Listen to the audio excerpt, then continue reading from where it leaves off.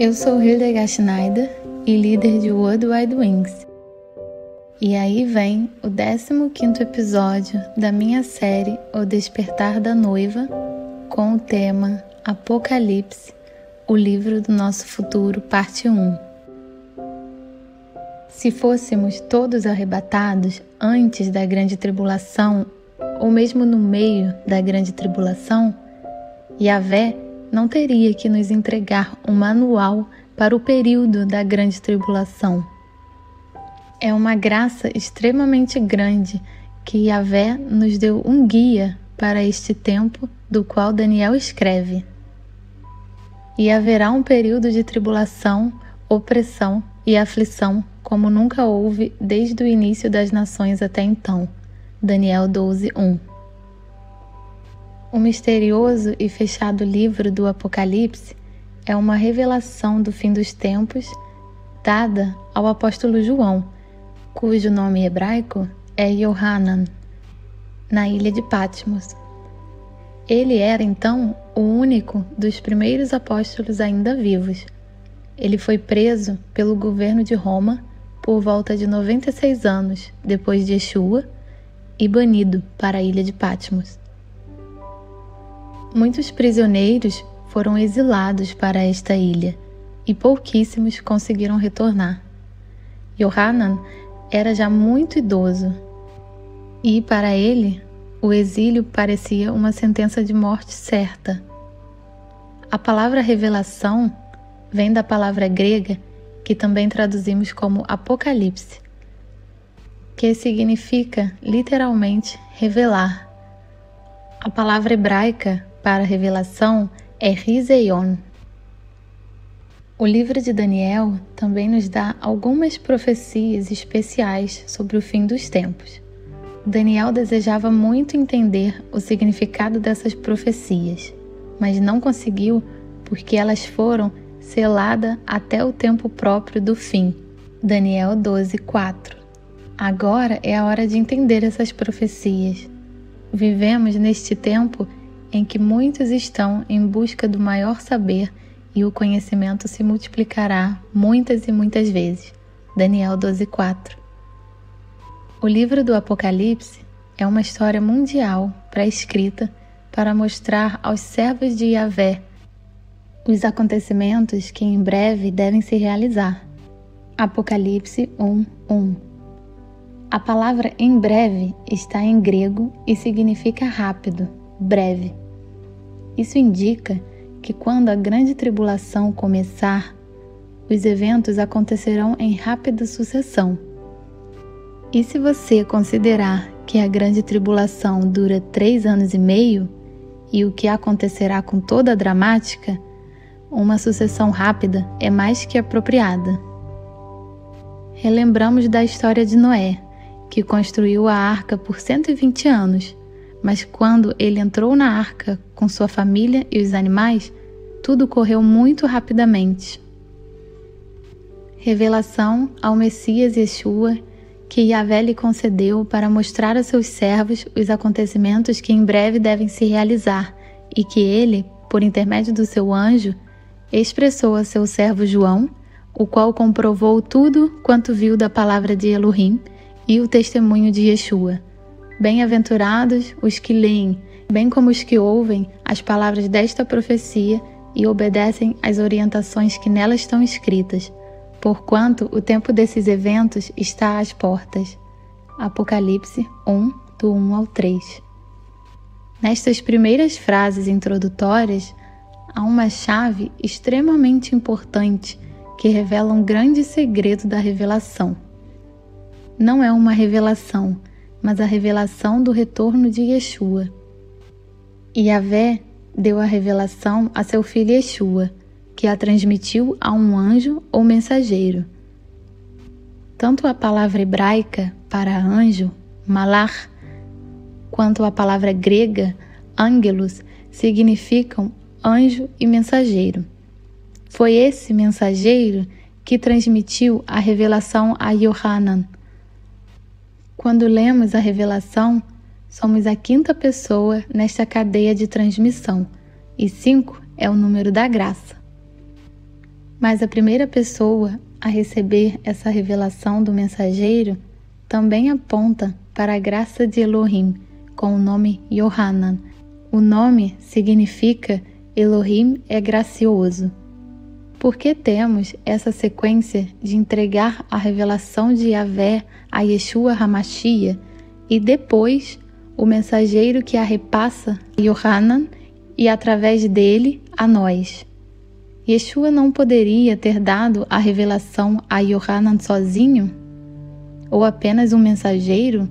Através do aparecimento de 3 testemunhas celestes, o próprio Yahvé cumpre as condições de sua palavra. Contudo, é preciso que haja pelo menos 2 testemunhas para que qualquer acusação seja confirmada. Deuteronômio 17:6. 2 Coríntios 13:1 também se refere a esta passagem de Deuteronômio 17:6. Tudo precisa ser confirmado pelo depoimento de 2 ou 3 testemunhas. Através da boca de 3 testemunhas, Yahvé testemunha assim a exatidão dessa revelação. Yohanan é outra testemunha ao escrever a revelação e em breve confirmaremos a exatidão da revelação enquanto caminhamos pela grande tribulação e experimentamos o que agora é recebido.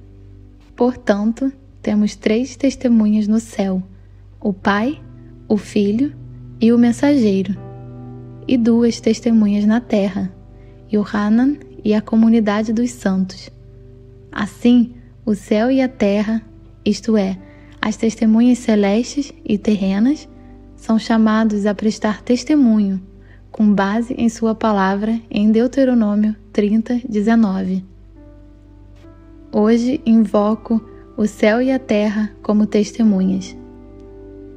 Quem recebe a revelação? Seus servos. Ao primeiro, Yohanan, a preceder os outros servos. Revelação ao Messias Yeshua, que Yahvé lhe concedeu para mostrar a seus servos os acontecimentos que em breve devem se realizar. A palavra em inglês, bon servant, mostra o significado mais profunda da palavra servo traduzida aqui. Um servo estava sujeito ao seu mestre, pertencia a ele e este podia governá-lo. Fostes comprados pelo mais elevado preço, não vos torneis servos de homens. 1 Coríntios 7:23.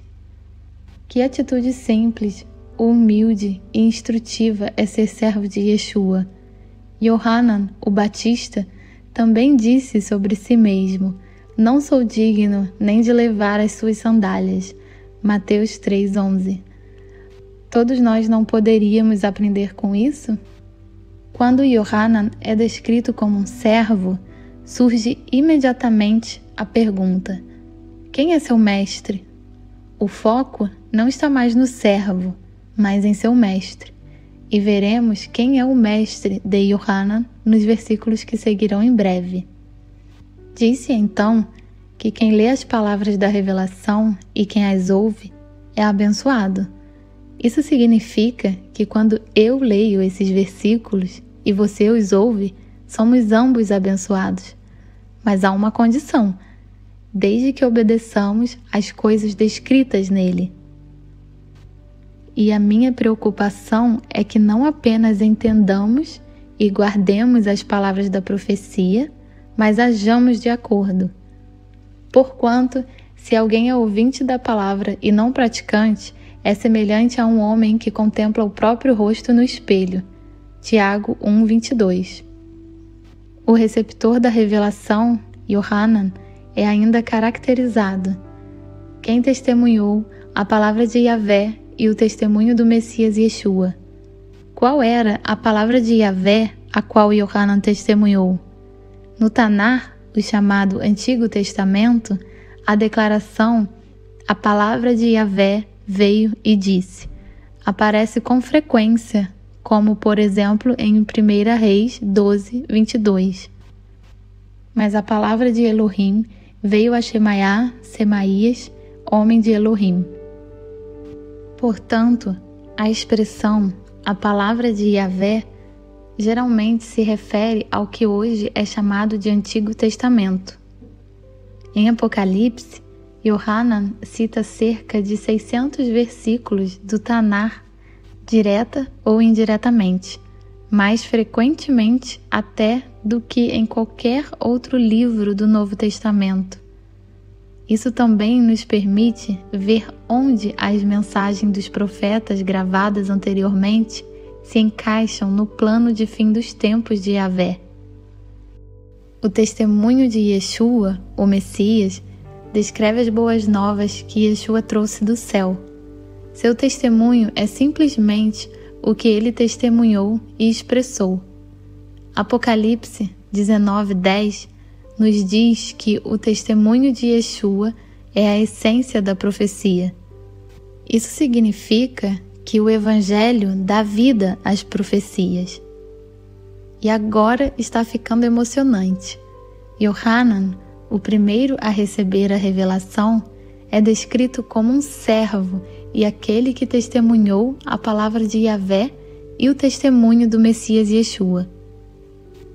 E o grupo de crentes a quem Yohanan passa a revelação é, como ouvimos, também descrito como servos e como aqueles que guardam os mandamentos, palavras de Yahvé e têm o testemunho de Yeshua. Então, irou-se tremendamente o dragão contra a mulher e partiu para atacar o restante da sua descendência, os que obedecem aos mandamentos de Yahvé e se mantêm fiéis ao testemunho de Yeshua. Apocalipse 12:17. Você vê como essa mensagem é consistente em conhecer toda a palavra de Yahvé e ter o testemunho de Yeshua? Isso fez a diferença nas virgens sábias e tolas, e agora no final no grupo de crentes novamente. Se você não tem a palavra completa de Yahvé, é muito provável que acredite em uma das teorias do arrebatamento, não conhecendo o contexto dos planos de Yahvé no fim dos tempos. Você não se prepara e acaba se envolvendo em um turbilhão de grandes eventos dramáticos, não ouvindo o chamado de Yahvé para o grande êxodo. A chave extremamente importante para entender o Apocalipse está em ser um servo que conhece toda a palavra de Yahvé e tem o testemunho de Yeshua. O Apocalipse distingue 3 grupos de crentes.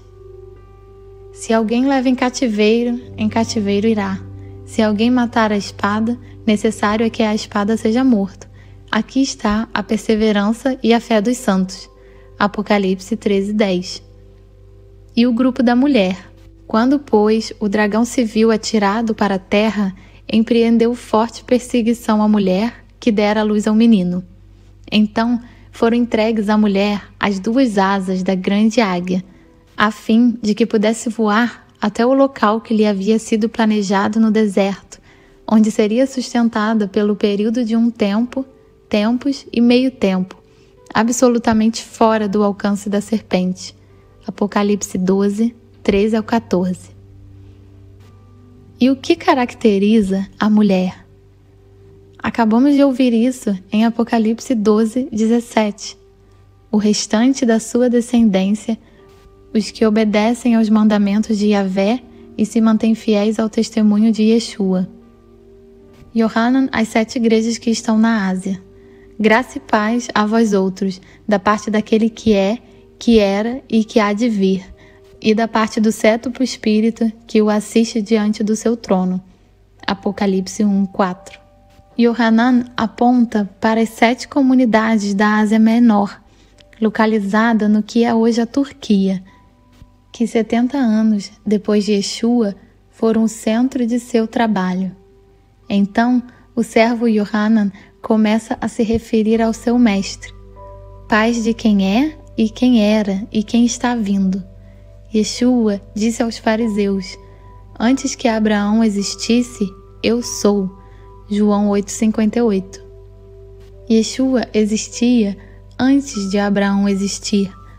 Voltando ainda mais, Glorifica-me tu, ó Pai, junto de ti mesmo, com aquela glória que tinha contigo antes que o mundo existisse.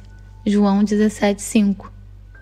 João sabia que Yeshua existia antes dele, embora Yeshua tenha nascido 6 meses depois dele.